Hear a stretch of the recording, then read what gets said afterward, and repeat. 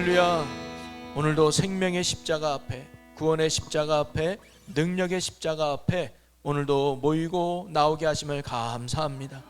오늘도 그 십자가의 능력을 소망하며 나아가오니 그 십자가의 능력이 오늘도 우리 가운데 임하게 하여 주시고, 우리의 연약함이 강화해지게 하여 주시고, 부족함이 채워지게 하여 주셔서 오늘도 그리스도의 장성한 분량까지 이르며 주님이 원하는 모습으로 다듬어지는 은혜와 축복과 생명의 시간이 되게 하여 주시옵소서. 한 주간의 삶에 지친 영혼, 여러 가지 인생의 문제를 가지고 또 주님만을 바라보며 의지하며 나온 사랑하는 주의 성도들을 주님 긍휼히 여겨 주시옵소서. 삭개오가 예수님을 만나기 위해 나눴던 여리고 길목이 오늘 이 시간 되게 하여 주옵소서. 바디메오가 예수님을 만나 눈뜨기를 사모했던 그 길목이 오늘 이 시간이 되게 하여 주시옵소서. 그리하여 모두가 오늘 말씀을 통해서, 기도를 통해서 하나님을 뜨겁게 만나고 경험하며 우리의 믿음이 세워지는 은혜와 축복의 시간 되게 하여 주옵소서.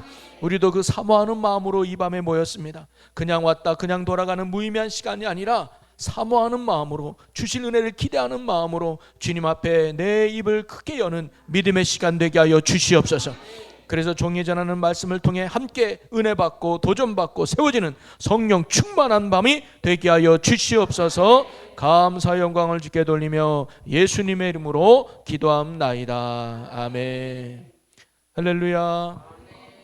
반갑습니다. 요즘 날씨가 참 많이 무더운데 오늘 이 밤에 또 하나님의 은혜를 사모하고 또 말씀을 사모하고 하나님을 사랑하는 마음으로 믿음의 자리에 나온 여러분 한 분을 한 분을 주의 이름으로 환영하고 축복합니다. 하나님이 예나 지금이나 우리에게 원하는 건 믿음이죠. 저는 믿음을 다른 말로 하면 사모함이라고 말하고 싶습니다.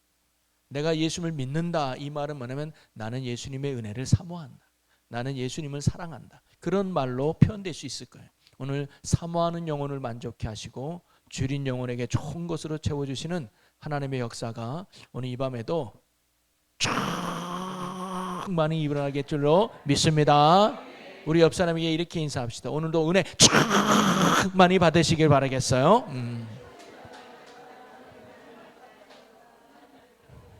순종하는 자에게 복이 있을지어다. 침을 튕기면서 쭉 많이 받으시길 바라겠어요. 할렐루야. 유머는 유머일 뿐 오해하지 마시기를 바라겠어요. 여러분 화장을 하잖아요. 10대가 화장을 하면 치장이라고 하죠. 20대가 화장을 하면 화장이라고 합니다. 30대가 화장을 하면 분장이라고 해요. 분장. 여러분 유머는 유머일 뿐 오해하지 마시길 바라겠어요. 웃자고 하는 얘기니까. 40대가 화장을 하면 뭐랄까 했습니까? 아이고 위장. 50대가 화장을 하면 그게 변장이에요. 60대가 화장을 하면 환장하건대요. 그리고 끝내 이 세상을 떠난 사람에게는 마지막 화장이 있다는 거죠. 여러분 웃자고 한 얘기니까 뭐야? 60대인 내가 화장하고 오면 환장한다는 거야? 오해하지 마시기 바라요. 제가 보기에는 여기 계신 모든 분들은 다 화장이에요. 자기를 아름답게 꾸미는 화장입니다. 할렐루야. 이 유머는 어떻게 보면 껍질보다는 화면보다는 내면이 더 중요함을 말하려고 하는 그런 유머인 것 같은데요. 자, 지난주에 변화에 대해서 한번 나눠본 적이 있습니다. 예수님의 변화산 사건이잖아요. 예수님의 변화산. 그 산 이름이 변화산은 아니에요. 지금도 학자들이 이 산이 정확하게 어디 산이냐라고 정확하게 이 산이라고 말하지 않아요. 헤르몬 산이라고 말하는 사람도 있고 뭐 다른 산도 말하는 사람이 있어요. 다 중요한 건 예수님이 그 산에서 변화를 이루었다 해서 변화산이라고 이야기합니다. 자, 예수님이 몇 가지 크게 세 가지의 그 장면을 제자들이 보죠. 첫 번째는 예수님의 얼굴이 뭐같이? 해같이 빛나고, 그 다음에 예수님의 옷이 빛과 같이 빛나더라. 이게 성경도 안 읽고 그냥 여러분이 지난주 설교를 잘 들었다는 전제하에 제가 지금 얘기하고 있는 거거든요. 다 기억하시잖아요.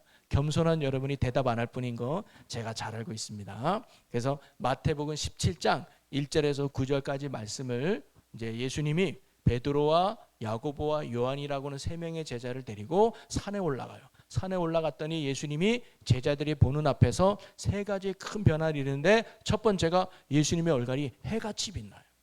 그리고 예수님의 옷이 빛과 같이 빛나더라. 그렇게 이 누가복음인가 마가복음에는요, 이 표현을 세상에 어떤 누구도 흉내낼 수 없이 아주 깨끗이 빤 옷처럼 빛나더라, 그런 표현이 나와요. 그만큼 희었다는 거죠.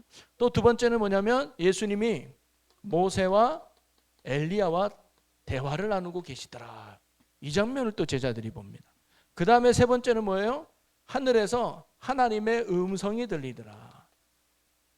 이는 내 사랑하는 이요 기뻐하는 자라 하면서 핵심은 뭐예요? 너는 그의 말을 들으라. 이 말씀이 선포되어지는 거죠. 그러면서 제자들이 산에서 본 세 가지 장면이 이겁니다. 자, 그러면 이 변화산 사건이 주는 큰 의미가 무엇이냐? 한마디로 말하면 이 사건의 중요한 의미는 뭐냐면 예수님이 누구신가를 다시 한번 보여주는 정확한 증명이 되는 사건이 바로 이 사건입니다. 예수님이 어떤 분이신가. 그래서 제가 지난 주일에도 말씀드렸지만 성경학자 핸드릭스라는 분은 이 변화산 사건을 가지고 제자들에게는 예수님을 향한 확신과 용기를 주한 사건이요, 그리스도인 예수님께서는 앞으로 십자가를 져야 될 고난을 당해야 되는데 그 고난을 담당할 힘을 주시기 위한 하나님의 섭리의 사건이다라고 이야기합니다.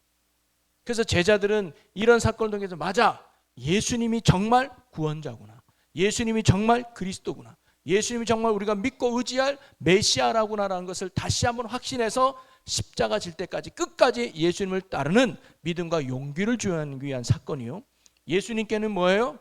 내가 이제 십자가를 져야 되는데, 여러분 우리도 알다시피 성경에도 보면 예수님이 십자가 지는 게 즐거운 게 아니었어요. 예수님이 십자가 지는 게 신나는 일이 아니었어요. 예수님이 십자가 지는 것이 설레는 일이 아니었다니까요. 그래서 십자가 지기 전날 예수님이 하나님께 뭐라고 기도합니까? 아버지, 할 수만 있다면 이 잔을 내게서 옮겨 주옵소서. 좋은 말로 시적으로 표현했지만 오늘 우리말로 말하면 뭐예요? 예수님, 아니 하나님, 이 방법밖에 없나요? 꼭 이렇게 내가 죽어야 합니까? 꼭 내가 십자가 져야 되나요? 나 너무 아플 것 같은데요. 나 너무 힘들 것 같은데요. 아버지, 이 방법 말고 다른 방법으로 이 온 인류를 구원할 방법은 없습니까? 라고 예수님이 피하고 싶었다는 거예요. 왜?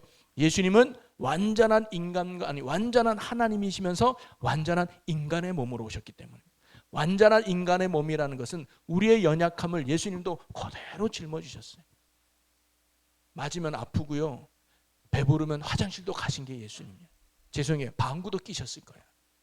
충분히 인간이 우리가 겪어야 될 육신의 연약함을 그대로 안고 살았던 것이 예수님이에요. 신이기 때문에 고통도 모른다? 신이기 때문에 아픔도 모른다? 천만에요. 그런 아픔과 고통을 겪지 않아도 될 그분이 일부러 그 고통과 아픔을 선택하신 거예요. 그래서 십자가가 얼마나 고통입니까? 십자가는요, 첫째 육신의 고통이에요. 제가 몇 번 얘기했죠, 여러분에게. 제가 전도사 때 교회에다가 이렇게 뭐 만들다가 의자 위에 올라가다가 의자에 딱 미끄러지면서 이 책상을 짚어놓은 책상에 압정이 하나 있었어요. 그 압정이 손바닥에 딱 찔렸습니다. 1cm짜리 압정이 손바닥 딱 찔리니까요, 여러분 그거 아십니까? 너무 아프면 말이 안 나와. 경험하고 싶으면 나오시기 바라겠습니다. 압정을 제가 찔러버리겠습니다. 너무 아프니까 말이 안 나요. 근데 그 1cm짜리도 너무 고통스러워도 몸부림치는데 10cm나 되는 대못으로 예수님이 못 박았다? 고통, 이 육신이 주는 고통이 얼마나 끔찍하겠습니까? 머리에는 가시면류, 말이 면류가 아니지 진 누르는 거예요. 또 발에도 못을 박고요, 옆구리에는 창을 찔렸잖아요. 이거는요 극심한 고통이에요. 육신의 고통. 또 하나 예수님이 십자가에 겪은 고통은 뭐냐면 정신적인 고통이었습니다. 마음의 고통. 여러분, 세상에 사람들이 자살을 하잖아요. 몸이 아파서 자살한 사람은 거의 없어. 내가 다리에 너무 통증이 심해가지고 도저히 이 통증을 못 견뎌서 내가 자살해야지. 내가 암에 걸렸는데 이 암이 너무 고통스러워 몸이 아파가지고 자살하는 사람은 내가 거의 못 본 것 같아요. 뭐가 아픈 거예요? 마음이 약한 거예요. 외로움, 배신감, 어떤 정신적 고통. 여러분, 예수님이 십자가 지는 거는요 굉장한 정신적 고통이었습니다. 3년 동안 예수 주님 따랐던 제자들이 배신해 버렸어요. 어제만 해도 호산나 다윗의 자손이여 찬송하리라고 외쳤던 사람들이 갑자기 죽어라 라고 손가락질해요. 여러분, 만약에 여러분들이 지금 아이고 우리 권병문 목사님 사랑해 하다가 내일 갑자기 와가지고 목사님 나가라 목사님 내쫓자 그러면 나 굉장히 상처받을 거예요. 어제만 해도 내내 하던 성도들이 갑자기 와가지고 목사님은 내 목사님이 아니에요, 목사님이 떠나가세요, 야 이 사건 하면서 막 욕하고 대들면 나는 너무 상처받을 거예요. 예수님이 그랬단 말이죠. 어제만 해도 오 하나님의 아들이요 라고 했던 사람들이 갑자기 너 죽어라 라고 손가락질, 그 배신감, 그 정신 고통은 이루 말할 수 없어요. 그리고 마지막 고통은 영혼의 고통이죠. 하나님과의 단절입니다. 엘리 엘리 라마 사박다니 어찌하여 나를 버리셨나이까. 하나님, 내가 고통 속에 있는데 왜 침묵하십니까? 내가 이렇게 아픔 속에 있는데 아버지 왜 침묵하십니까? 라는 영혼의 절규를 예수님이 십자가 위에서 하지 않습니까? 예수님이 고난당하는 거 쉽지 않았단 말이에요. 그래서 예수님도 힘이 필요했습니다. 그래서요, 성경에 다시 보면 예수님이 기도했더니 성령이 도우시더라. 성령이 도우심으로 예수님도 십자가라고 하는 인류의 역사의 사명을 감당할 수 있었습니다. 바로 이 사건이 예수님에게는 또 다른 힘이 됐던 거죠. 모세와 엘리야를 나타내서 한마디로 말하면 예수가 누군지를 다시 한번 예수님 스스로에게 깨닫게 해준 거예요. 맞아 내가 십자가 질 사명이 있지, 이게 고통이라도 나는 이 길을 걸어가야지 하면서 다시금 예수님에게 힘을 주는 사건이 변화산이었다라고 이야기합니다. 자, 그러면 이 변화산 사건이 왜 예수님이 누구냐? 바로 한마디로 예수님이 구원자가 된다는 사실을 다시 한번 보여주는 사건이에요. 즉 16장에는 베드로의 신앙 고백이 있었다면 17장은 그 고백이 정확하다는 걸 눈으로 보여주는 사건이 변화산이다라고 말 수가 있습니다. 그래서 예수님이 어떤 분이냐? 첫째는요, 우리의 죄를 사해 주시는 구원자가 예수님임을 가르쳐 주는 거예요. 그래서 보세요, 얼굴이 해같이 빛났다, 옷이 빛과 같이 깨끗해졌다. 이 말은 뭐냐면 죄로 말미암아 더러워졌던 우리의 삶과 인생을 예수님이 십자가의 보혈로 깨끗이 씻어주시는 우리의 유일한 구원자가 됨을 보여주는 게 바로 이 변화산 사건이라 이 말이에요. 그래서 성경 말씀에도 히브리서 9장 22절에 보면 우리 같이 읽어보겠습니다. 시작.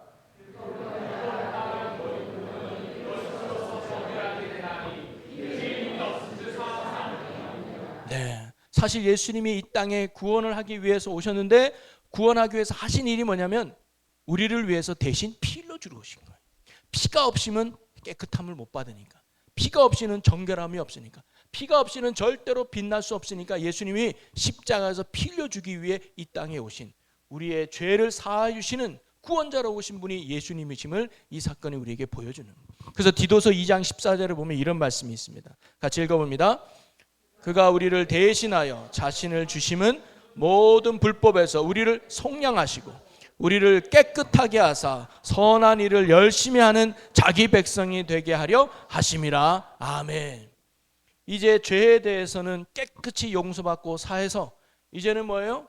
천국 백성이 얼굴이 해같이 빛난다 그랬잖아요. 이제는 죄를 쫓고 죄를 따르는 죄인이 아니라 이제는 죄가 용서받아서 하나님을 아버지로 섬기는 천국 백성으로 살게 하시려고 이 땅에 구원자로 오신 분이 예수님입니다. 할렐루야. 바로 구원자의 예수님을 보여주는 사건이에요.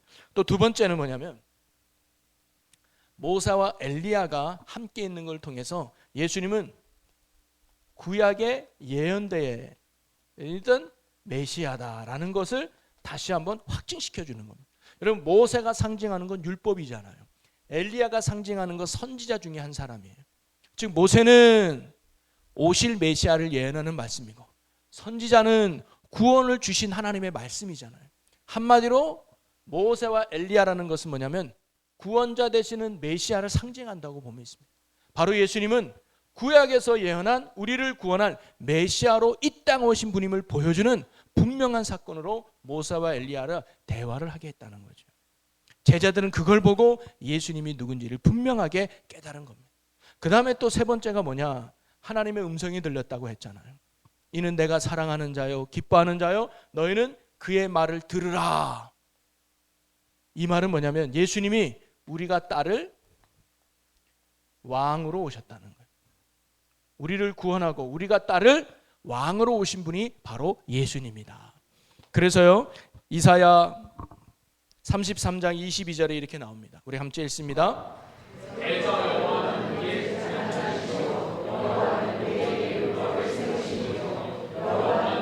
왕이시니 그가 우리를 구원하실 것입니다. 아멘. 하나님이 우리를 구원하고 이끄실 왕이 된다는 사실을 예수님이 이 사건을 통해서 가르쳐 주는 거예요. 자, 그런데 여러분 잘 보십시오. 지금 이 사건이 하나하나 보여주는 게 뭐냐면 죄를 사한다. 구약에서는 이 역할을 누가 담당해요? 제사장이 감당. 자, 구약에서 예언됐습니다. 하나님의 말씀을 이스라엘 백성에게 가르쳐주는 소위 예언자들이 누구예요? 선지자들입니다.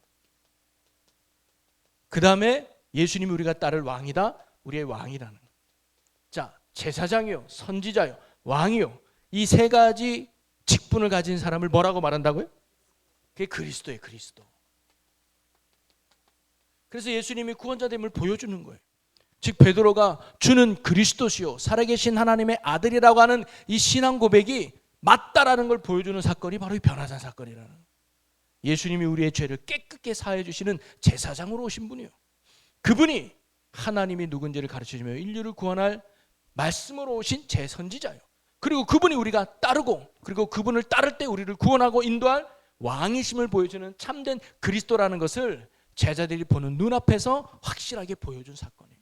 그래서 아까 말했던 핸드리스라는 성경학자는 뭐예요? 이 사건은 제자들에게는 예수님에 대한 확신 그리고 왜 그를 따라야 되는가 용기를 주는 사건이다 라고 이야기하고 예수님은 맞아 내가 제사장 사명을 감당해야지 내가 선지자 사명을 감당해야지 내가 왕된 사명을 감당해야지 하면서 다시 한번 고난 가운데도 힘을 주는 하나님의 섭리가 되는 사건이라고 가르쳐줍니다. 여러분 우리가 예배를 드리거나 말씀을 듣거나 우리가 무엇을 할 때 우리도 깨닫고 핵심은 뭐냐면 그리스도를 알아가는 겁니다. 여러분이 이와 같은 예수님에 대한 분명하고도 확실한 믿음이 예배를 통해서 말씀을 통해서 더욱 깨달아갈 수 있기를 주님의 이름으로 간절히 축원합니다.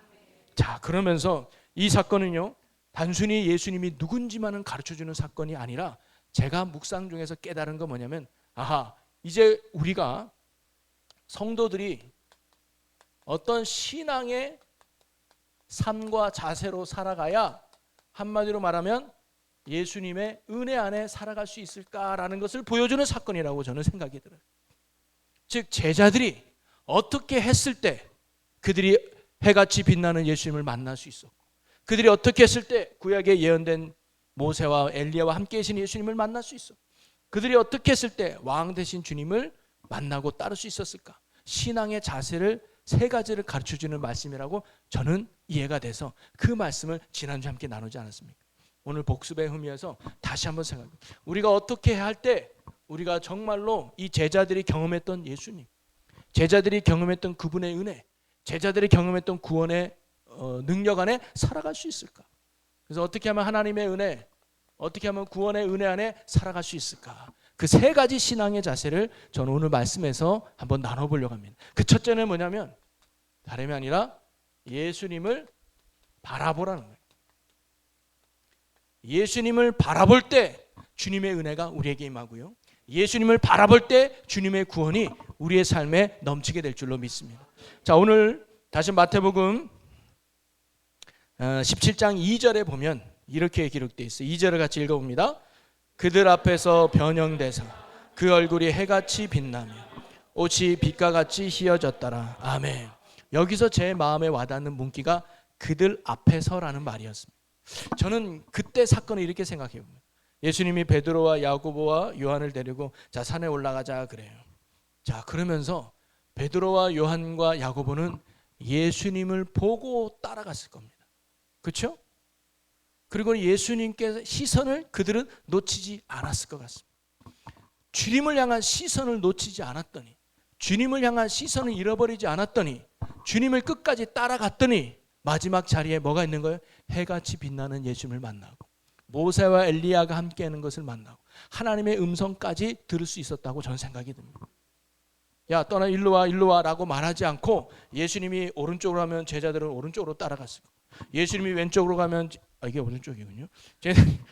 오른쪽으로 가면 제자들이 오른쪽 따라갔을 거예요. 그들의 시선에서 예수님을 잃어버리지 않았기 때문에 그들은 이와 같은 영광된 모습을 볼 수 있지 않았을까? 그래서 우리가 하나님의 은혜를 발견하고 주님의 구원하심을 맛보기 위해서 중요한 신앙의 자세가 뭐냐? 우리의 시선을 잃어버리지 않는 거예요. 항상 예수님을 향한 시선을 잃어버리지 않는 거예요. 그래서 신앙생활은 뭐냐? 한눈 팔지 않는 거예요. 그래서 제가 지난번에 노아의 방주 이야기를 하지 않았습니까? 여러분, 노아가 방주를 져요. 근데 창문이 몇 개예요? 하나예요. 근데 창문이 어디로 향하고 있다 그래요? 하늘 위로 향한다 그랬어요. 그러니까 창문을 보면 뭐만 보이는 거예요? 하늘만 보이는 거예요. 그래서 노아가 이제 물이 다 빠졌을 때 이게 물이 빠졌는지 안 빠졌는지 확인할 수 있는 방법이 없다 보니까 처음에는 까마귀를, 안 돌아오니까 아직 시체가 있구나. 그다음에 비둘기를 하는데 그냥 와. 그다음에 날렸더니 이제 이파리를 하나 가지고. 그다음에 날렸더니 안 돌아와. 이제는 이 땅에 나무가 어느 정도 자랐구나 해서 이제 정말로 하나님이 문을 딱 여니까 이제 조금 풀도 피고 하지 않았습니까? 하나님이 창문을 하나 내되 위를 향하여 냈다는 의미가 뭘까요? 하나님만을 바라보라는 거예요. 신앙과 우리가 구원을 유지하고 구원을 누리는 삶의 핵심은 언제나 예수 그리스도를 바라보며 있다는 거예요. 그래서 만약에 창문이 옆에 나 있다고 생각해 보세요. 막 홍수가 떠요. 내 집이 잠겨요. 아깝다는 생각 안 들겠습니까? 내가 어떻게 지은 집인데 내가 어떻게 산 땅인데 저게 다 물에 잠기네. 그리고 옆집 박 씨가 막 살려달라고 몸부림쳐. 얼마나 안타깝겠어요. 근데 갑자기 막 뻥 하고 나타나가지고 창문 앞에 나타나가지고 너야 나 좀 살려줘 이러면 얼마나 시끌시끌해요. 두렵고 불안하고 걱정이 되는. 그리고 노아 방주에는요 도시 없어요. 그리고 이렇게 노젓는 것도 없어요. 그냥 물 흘러가듯이 흘러가는 거예요. 그러다 보니 저 앞에 산이 보이면 부딪힐 것 같은 염려가 안 될까요? 야, 배를 빠르게 오른쪽으로 옮겨. 그거 없어요. 그냥 부딪힐 수도 있는 거예요. 세상을 보면 염려 덩어리예요. 문제를 보면 근심이 다가와요. 어쩔 수가 없어요. 골리앗을 보면요 문제가 너무 커 보여요. 그리고 내가 너무 연약해 보이는 거예요. 그러니까 우리 안에 뭐가 들어오는 거예요? 염려와 불안과 근심이 생기는 거 아니겠습니까? 하나님은 신앙생활이 뭐냐? 1절 그걸 닫는 거예요. 그리고 너는 나만 바라봐라. 하늘의 하나님만 바라봐라. 그러면 하나님이 알아서 교통정리해 주시고 하나님이 알아서 우리의 삶을 인도해 주는 게 방주가 되는 의미 아니겠습니까? 여러분, 우리가 하나님의 살아계심과 예수 그리스도의 온전한 구원을 누릴 수 있는 힘은 어디 있느냐? 날마다 예수를 바라보는 데 있는 거예요. 여러분, 이스라엘 백성들이 애굽 땅에서 구원해냈습니다. 근데 하나님이 구원하는 이스라엘 백성을 어느 땅으로 인도했어요? 광야로 인도했어요. 근데 광야가 뭐예요? 아무것도 없는 땅이에요. 왜 하나님은 아무것도 없는 광야로 이스라엘 백성을 인도하셨을까요? 나만 바라봐라 이거예요. 애굽 땅에서는요 이스라엘 백성이요 이것도 바라보고 저것도 바라보고 살았어요. 이 신도 섬기고 저 신도 살았어요. 우상 숭배하는 죄성이 아직도 이스라엘 백성들에게 남아 있어요. 여러분, 교회 다닌다고 바로 변화됩니까? 여러분, 성령 뜨겁게 경험해서 눈물 콧물 흘리고 방언받고 주님만이 나의 주가 되십니다. 나는 죄인입니다. 아무리 몸부림쳐도 그 다음날 천사로 바뀝니까? 아니에요, 여러분. 그냥 하나님이 살아계신 뭐 확실히 느낄 뿐이지 내가 그때부터 말도 막 물론 조금의 변화는 있을 수 있습니다. 근데 큰 변화가 없어요. 뭐예요? 조금씩 변화되는 거예요. 신앙생활은 성화되는 거예요. 주님 그리스도를 믿고 나의 모난 부분을 다듬어 가는 것이 신앙생활이에요. 그때 중요한 게 뭐예요? 주만 바라보는 거예요. 세상을 바라보지 않고 나의 연약함을 바라보지 않고 주님 바라보며 하나님 이럴 때 어떻게 됩니까? 하나님 이럴 때 어떻게 살아가야 됩니까? 이렇게 화가 나는데 어떻게 됩니까? 이렇게 억울한데 어떻게 됩니까? 이렇게 고통스러운데 어떻게 됩니까? 나 너무너무 힘든데 어떻게 됩니까? 주를 바라보는 거예요. 그럴 때 주시는 은혜 속에서, 그럴 때 주시는 능력 속에서 우리의 믿음이 자라게 되고 삶이 변화되면서 하나님의 영광의 모습으로 우리가 다듬어지고 세워지게 될 줄로 믿습니다. 한 가지 더 보여주면 베드로의 사건이 있잖아요. 베드로가 물에 그 풍랑만 때 예수님이 걸어오시는 장면 기억나시죠? 그때 처음에는 유령인 줄 알았어요. 내니 두려워하지 말라. 그랬더니 베드로가 정말 주님입니까? 그래. 그럼 저도 명하여 무리를 걷게 하옵소서. 그랬더니 예수님이 오라 그랬잖아요. 그래서 베드로가 정말 무리를 걷지 않습니까? 그래서 기네스북에 올랐잖아요. 인류 최초로 무리를 걸은 사람이 베드로. 믿거나 말거나. 그런데 베드로가 걷다가 풍덩 빠지는 일이 일어납니다. 왜 빠진지 아십니까? 성경에 보니까 파도를 보고 두려워했다고 나와요. 예수님을 바라보고 걸을 때는 당당히 걷는데 예수님을 바라보지 않고 문제를 보는 순간 내 안에 믿음이 약해지면서 떨어지는 거예요. 믿음이 뭐냐? 예수님을 바라보는 거예요. 여러분 어떤 상황이 있는지, 어떤 형편이 있는지, 또 어떤 환경과 조건인지 저는 알지 못하지만 여러분에게 공통된 해답은 예수님을 바라보십시오. 그분을 의지하십시오. 그분을 신뢰하십시오. 여러분을 향한 믿음의 시선을 결코 놓치지 않기를 주의 이름으로 바랍니다. 그래서 예수님을 향하여 믿음의 시선을 가지고 있는 사람들에게 나타나는 세 가지 신앙의 모습이 뭐예요? 예배, 말씀, 기도라는 거예요. 그래서 예말기성이 되는 거예요. 예수님을 바라보니까 예배 자리 지키는 거예요. 예수님을 바라보니까 말씀을 사모하는 거예요. 예수님을 바라보니까 기도하는데 힘쓰는 줄로 믿습니다. 그래서 여러분 주변에 혹시 예수님을 바라보는 사람이 필요하다면 이 기도의 자리로, 예배의 자리로 여러분이 인도하셔서 그들이 주님을 바라볼 수 있도록 돕는 여기 있는 여러분 되시기를 주님의 이름으로 간절히 축원합니다.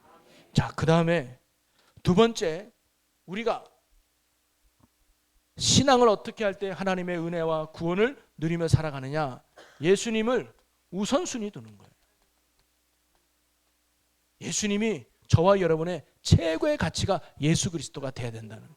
자, 예수님이 모세와 엘리야와 함께 있다 그랬잖아요. 자, 모세가 상징하는 게 율법이라 그랬잖아요. 율법이 의미하는 게 뭐예요? 행위잖아요. 행위. 율법을 지켜야 구원받는다. 그래서 율법이 상징하는 건 행위입니다. 나의 의로운 삶. 그 다음에 엘리야가 상징하는 게 뭐냐? 선지자잖아요. 근데 선지자 중에 엘리야는 능력의 종이었습니다. 그래서 성경에서 가장 많은 강력한 능력을 행했던 종이 바로 엘리야 선지자였습니다. 우리가 850대 1에서 하늘에 불이 떨어지고요. 죽은 사람도 살려내고요.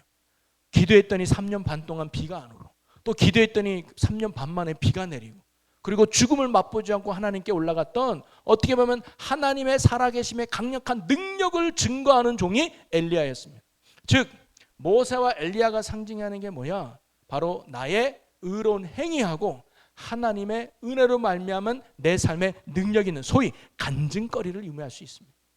여러분, 우리가 신앙생활할 때 믿음의 삶, 행위 중요하죠. 믿음에 합당한 삶을 살아가야 됩니다.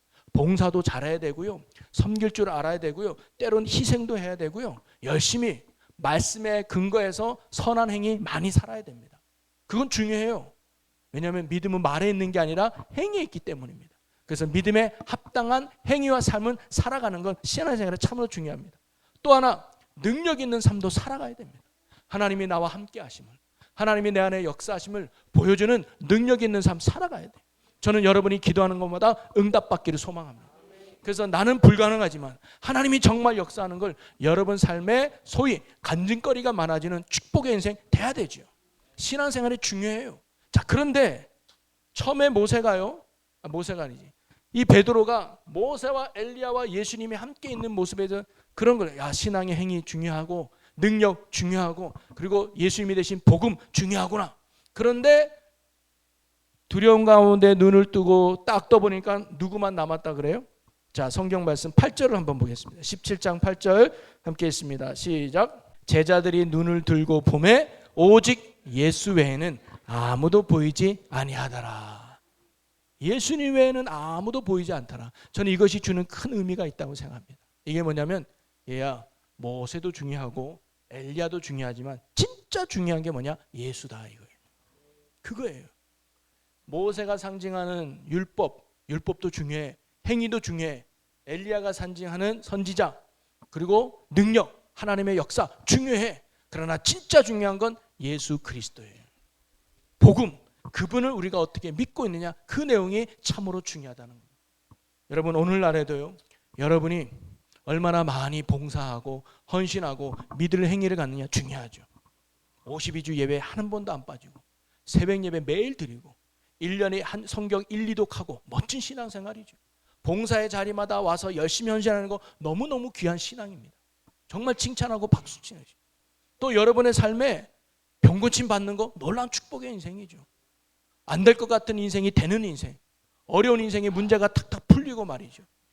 인생의 물질의 문제가 풀어지고 관계의 문제가 풀어지고 일주일마다 간증거리들이 막 넘쳐나는 인생, 너무 멋지죠. 축복된 인생이죠. 그러나 예수님이 저와 여러분에게 보시는 정말로 중요한 내용이 뭔지 아십니까? 너 무엇했니? 너에게 어떤 능력을 경험했니? 그게 아니에요. 하나입니다. 예수가 너에게 어떤 존재니? 그걸 예수님이 보시는 거예요. 예수가 너에게 있어서 어떤 분이니? 너에게 있어서 예수는 누구니? 그 믿음을 보시는 거예요. 그래서 예수님이 제자들에게 물어본 게 뭐예요? 너희는 나를 누구라고 하느냐? 너는 내 말을 얼마나 기억하고 있냐? 이걸 안 물어. 너는 나를 위해서 무엇을 했느냐? 안 물어봤어. 너는 나의 능력을 경험했느냐? 안 물어봤어. 너는 나를 누구라고 하느냐? 여러분, 진짜 신앙생활은요, 예수가 누구신지에 대한 깨달음과 믿음에서 진짜 신앙이 출발하는 거예요. 여러분, 죄송하지만 예수에 대한 고백 없어도요, 잘할 수 있습니다. 사실 열심히 봉사할 수 있고요, 성경 읽을 수 있어요. 예배 안 빠질 수 있다니까요. 그걸로 구원해 주는 게 아니라요. 그리고 능력 받을 수 있어요. 여러분, 사실 부끄럽지만 굿하는 사람도 능력하죠. 점쟁이도 놀라운 능력을 베풀어요. 예. 능력만 쫓아간다면 세상에 더 능력 있는 신들 많을지 모르겠습니다. 우리가 구원은 예수 그리스도예요. 하나님이 우리에게 보신 건 그거거든요. 아까 누가복음 18장 잠깐 얘기했잖아요. 그때 예수님이 한 가지 비유를 합니다. 불의한 재판장 비유를 해요. 너희가 간절히 기도해도 응답이 없어도 낙심하지 말 것을 하면서 비유로 가르치는데, 불의한 재판장, 한 억울한 가부가 있습니다. 너무 속상해요. 근데 재판장을 찾아갔어. 근데 이 재판장은 불의한 재판장이야. 뭐냐? 돈이 안 되면 하지를 않아. 내 명예에 이롭지 않으면 하지를 않아. 근데 가난한 가부가 내게 찾아와서 도와달라? 돈도 안 돼. 누가 알아주지도 않아. 그러니까 뭐예요? 나 안 해줘라고 이 불의한 가부를 내쫓은 거예요. 근데 이 불의한 가부가 계속 쫓아오는 거예요.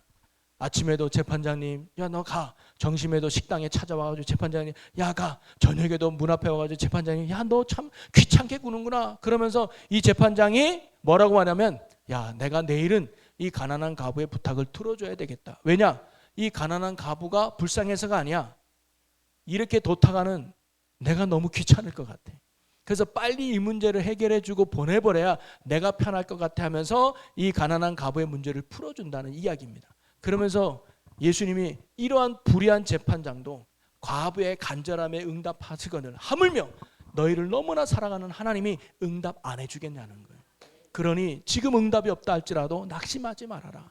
지금 응답이 없다 할지라도 좌절하지 말아라. 하나님의 때가 있음을 알고 인내하며 기도해라. 그러면 하나님의 때에 반드시 역사해 주실 것이다 라고 이야기해요. 그러면서 예수님이요, 하지만 이라면서 이런 말씀을 합니다. 8절 다시 한번 읽어볼게요. 18장 8절. 아까 17장 8절 띄워주면 될 것 같아요. 18절 8절. 자, 읽습니다. 시작.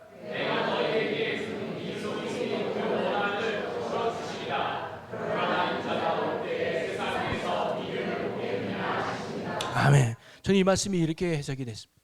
속히 그 원한을 풀어주리라. 그러면서 너에게 능력 있는 인생, 간증거리가 있는 인생, 이런 인생 너가 충분히 살 수 있지만, 그러나 인자가 이 세상에 올 때 너에게 보는 건 믿음이라는 거예요. 예수에 대한 믿음. 네가 예수를 어떤 분으로 믿고 있느냐, 네가 하나님을 어떤 분으로 고백하느냐, 이 믿음을 하나님이 보신다는 거예요. 아무리 간증 많은 거 구원과는 사실 상관이 없습니다. 여러분의 신앙의 행위 구원과는 아무런 상관이 없습니다. 오직 하나님이 여러분에게 보시는 건 예수 그리스도를 어떤 분으로 믿고 있느냐, 그 믿음을 보신다는, 그걸 지금 보여주는 거예요. 모세도 사라지고 엘리야도 사라지고, 그러나 예수님만 남았다는 것은 예수님이 우리의 삶의 우선순위여야 된다. 그래서 여러분요, 내가 무엇을 하는 것도 참 중요하고요, 내가 어떻게 응답받는 것도 중요하지만 항상 여러분의 믿음을 점검해요. 예수가 나의 주인이신가, 내가 예수를 그리스도로 믿고 있는, 내 삶의 우선순위가 예수인가를 항상 잊지 말아야 된다는 거예요.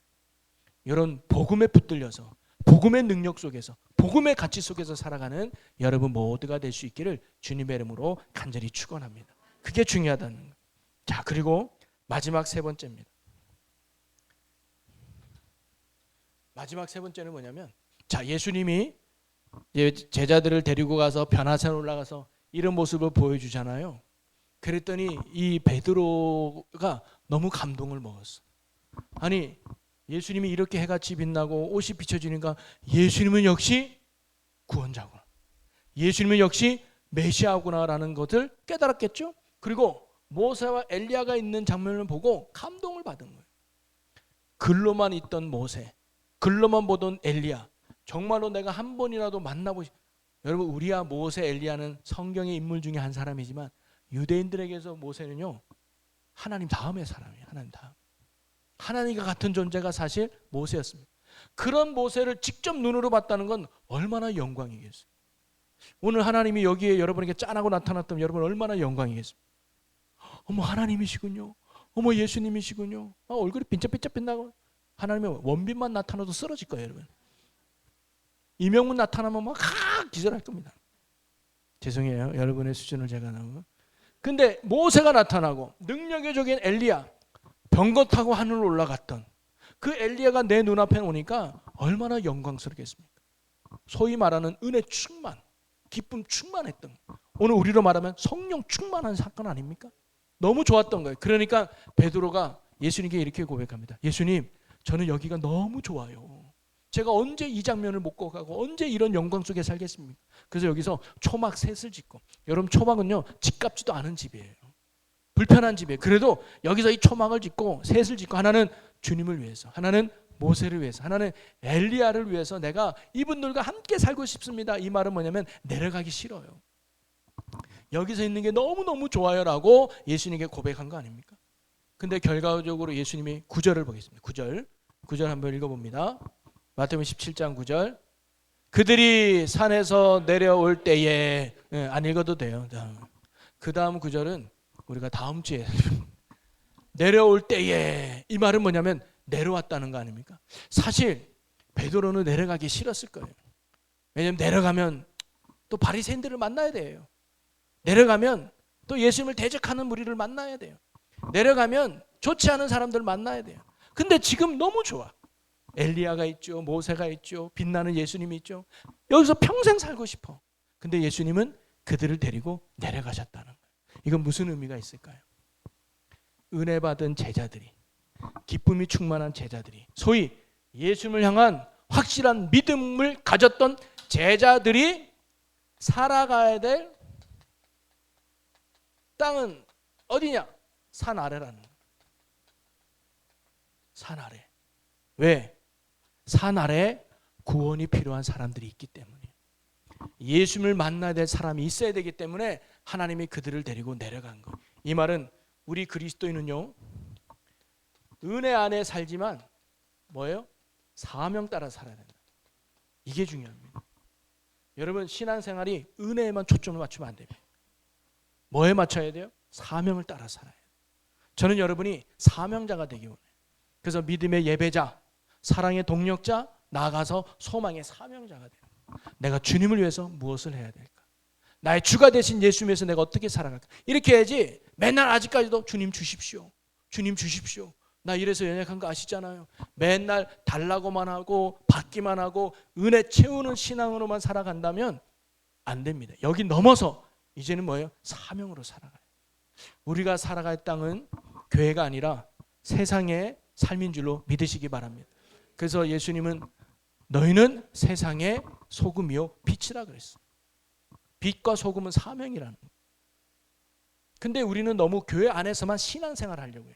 기도도 교회 안에서만, 말씀도 교회 안에서만, 사랑하는 삶도 교회 안에서만, 그래서 봉사도 교회 안에서만. 근데 정말로 하나님이 원하는 건 교회를 넘어서 여러분 가정에서, 여러분 직장에서, 여러분 시장 바닥에서 그리스도인답게 예수님의 사랑을 실천하기를 주님이 원하는 거예요. 그래서 여러분을 보고 예수님께로 돌아오는 사람이, 여러분을 보고 하나님께로 나오는 사람이 많아지기를 축복합니다. 제가 얼마 전에 또 신방을 갔는데 그 가족의 한 자녀가 교회를 잘 안 나와요. 그래서 나중에 물어봤더니 교인들이 싫어서 안 나오는 거예요. 교인들. 왜냐? 직장 다녔더니 예수 믿는 사람이 더 독하대. 예수 믿는 사람이 더 나쁜 짓 하더래. 예수 믿는 사람이 더 악질이더래. 그런데도 푸사는 오 주여 있는 거야. 카톡 푸사는 오직 예수님뿐입니다. 이런 카톡이 올라오고 그런 그 메인 화면인데 삶은 전혀 예수 그리스도가 나타나지 않아요. 전혀 하나님의 영광이 나타나지 않아요. 그러면 그 마음에 뭐라고 받아들일까요? 예수가 가짜구나. 예수가 가짜구나. 어떻게 저렇게 이중적일까? 그러면서 교회를 안 해요. 여러분 간디도 그런 말 했잖아요. 나는 성경에 나오는 예수는 좋지만 그 예수를 따르는 그리스도인 때문에 나는 교회를 안 나간다. 이런 비슷한 말을 했어요. 여러분 혹시 우리의 삶은 어떤가요? 여러분 삶은 하면 교회에서는 다 천사라니까요. 여러분 주변 돌아보세요. 다 천사잖아요. 교회에서 욕하는 사람 별로 없어요. 교회에서 욕하는 사람 없고 교회에서 다 천사 같아요. 근데 여러분 가정에서 어떻습니까? 남편에게 아내인 여러분은 어떻습니까? 또는 아내에게 남편인 여러분은 어떻습니까? 직장에서 상사에게 여러분은 어떤 분입니까? 또 부하 직원에게 여러분은 어떤 사람으로 대하고 있습니까? 또는 사회에서 여러분은 어떤 존재입니까? 오히려 그리스도인을 숨기고 살지는 않습니까? 내가 집사임을, 권사임을, 장로임을, 목사임을 꽁꽁 숨겨서 살아가고 있지는 않습니까? 근데 하나님은 오늘 그걸 우리에게 원하는, 정말 우리가 하나님의 은혜 안에서 예수님의 구원의 진리 안에서 축복된 삶을 살아가는 신앙의 자세는 우리가 사명 따라 살아가야 된다. 여러분 은혜 받는 거 중요합니다. 성령 충만한 거 중요해요. 사실 이때가 그 제자들의 성령 충만한 거 아닙니까? 예. 여러분 성령 충만 받는 이유가 뭡니까? 그냥 나만 좋으라고? 그 기분이 너무 좋아서, 성령 충만한 그 순간의 만족이 너무 좋아서 꼭 마약에 취하듯이 이게 지금 주님은 그 기쁨을 가지고 그 은혜를 가지고 그 성령의 충만을 가지고 나아가는 거예요. 여러분 진정한 성령 충만은 황홀한 경험이 아니라 사랑할 수 없는 사람을 사랑하는 게 성령 충만이에요. 용서할 수 없는 사람을 용서할 수 있는 게 성령 충만하고, 희생할 수 없는 상황에서도 내가 헌신하고 희생할 줄 아는 게 그게 성령 충만한 거예요. 여러분이 그런 삶을 살기를 원한다는 거죠. 물론 저도 할 말이 없을 수 있습니다. 왜? 저는 직업이 교회 안에서 지내니까. 목사님 직장생활 해봤습니까? 사회가 얼마나 위험하고 힘든지 아십니까? 믿음으로 산다는 것이 얼마나 고통스러운지 경험해봤습니까? 라고 말할 수 있는 분 계실지 모르겠어요. 그래서 제가 한번 택시기사를 해볼까 생각도 한번, 다른 직장도 한번 해볼까. 근데 경험하지 않아도 여러분이 힘든 거 압니다. 여러분 어려운 거 다 알아요. 직장생활이 얼마나 힘든지, 불신자 가정에서 믿음을 지켜간다는 게 얼마나 어려운지, 하나님을 인정하지 않은 세상 속에서 하나님을 고백하며 산다는 게 얼마나 힘든지 알아요. 안다라고 제가 여러분에게 힘드니까 하지 마세요 하는 게 맞을까요? 어려우니까 그렇게 살지 않아도 돼요라고 말하는 게 정말 맞을까요? 아니에요. 힘든 건 알지만 이렇게 살아가는 것이 우리를 구원하신 하나님의 마음이고 우리를 향한 하나님의 뜻이라는 거 아니겠습니까? 그러니 힘들어도 어려워도 고난 중에도 사명을 위해서 힘써 전진하는 예수님이 함께 나가는 거예요. 여러분 예수님이요 제자들에게 야 너네도 빠르게 산으로 내려가, 그들만 보내지 않았어요. 아까 뭐예요? 그들이 산에서 내려올 때에 예수께서 예수님과 함께 내려왔어요. 여러분 지금도 예수님이 여러분을 붙들고 계심을 믿으십시오. 가정에서 말씀대로 살아갈 때 주님이 여러분을 붙들어 주시고요, 직장에서 말씀대로 살아갈 때 주님이 여러분을 붙들어 주시고요, 사회에서 여러분이 힘들지만 주님이 붙들어 주실 것입니다. 그래서 능히 사명을 감당하며 주님의 큰 기쁨이 되고 참된 제자로 나아가는 저와 또 여러분의 복 있는 삶이 되시기를 주 예수 이름으로 간절히 축원합니다. 우리 옆에 분과 인사 나눕시다. 주님의 참된 종이 됩시다. 할렐루야. 그래서 제가 불시 직장에 찾아가 보도록 하겠습니다. 직장에 찾아서 아무개 집사님 어떤지 인터뷰를 한번 제가 직장 동료들에게 부시로 해보도록 하겠습니다. 나는 혼자 일해서 다행이다. 이런 분들이 몇 분 계시는 것 같아요. 그래서 여러분 예수님이 함께 하십니다. 그분 손 붙들고 세상에 나아가 받은 은혜. 그래서 여러분 사명을 감당하기 위해서 은혜를 받아야 돼요. 그래서 우리가 금요기도에 나오는 이유가, 수예배 드리는 이유가, 새벽기도 하는 이유가, 주일날 나와서 예배 드리는 이유가 다른 거 아니에요. 하나님의 은혜 안에 충만해서 사명 감당하는 힘을 얻는 시간 아닙니까? 저는 이 시간이 그런 시간 됐으면 좋겠어요. 여러분 이번에도 성령의 충만한 능력으로 말미암아 여러분이 세움을 얻어서 세상에 돌아가 당당하게 주의 사명 감당하는 믿음의 종들이 되기를 주의 이름으로 간절히 축원합니다. 우리 시간 찬양하겠습니다. 우리 채워주셔서 성령님 지금 이곳에 임하셔서 우리 가운데 충만하게 해달라고 우리 함께 찬양하고 기도하겠습니다.